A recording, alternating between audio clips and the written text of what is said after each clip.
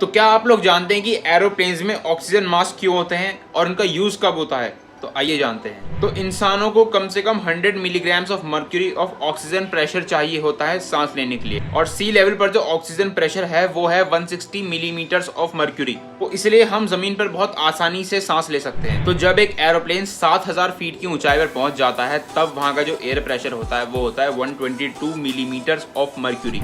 और उसके बाद जब एक एरोप्लेन 12500 फीट की ऊंचाई पर पहुंच जाता है तब वहां पर जो ऑक्सीजन प्रेशर रह जाता है वो रह जाता है 100 मिलीमीटर्स ऑफ मर्क्यूरी। और इंसानों को कम से कम, मैंने आपको बताया कि 100 millimetres of mercury of oxygen pressure तो चाहिए ही सांस लेने के लिए।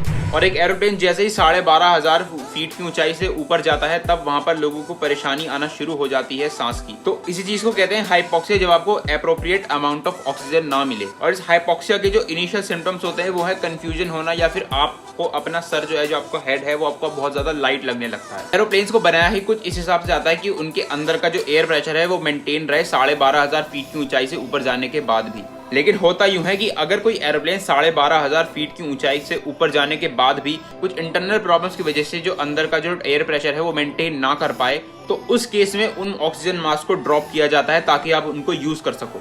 लेकिन उससे पहले मैं आपको बता दूं कि इन ऑक्सीजन मास्क में सिर्फ 10 से 15 मिनट की ही ऑक्सीजन होती है, और एक पायलट के पास 10 से 15 मिनट ही होते हैं एक प्लेन को 12500 फीट की ऊंचाई से नीचे लाने के लिए, ताकि उसका जो एयर प्रेशर है वो 100 मिलीमीटर्स ऑफ मर्क्यूरी से ऊपर आ सके और लोग नॉर्मली सांस ले सकें एरोप्लेन के अंदर भी।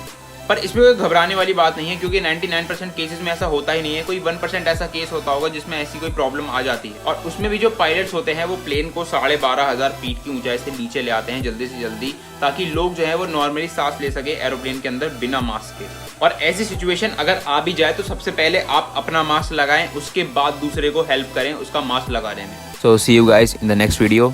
जय हिंद।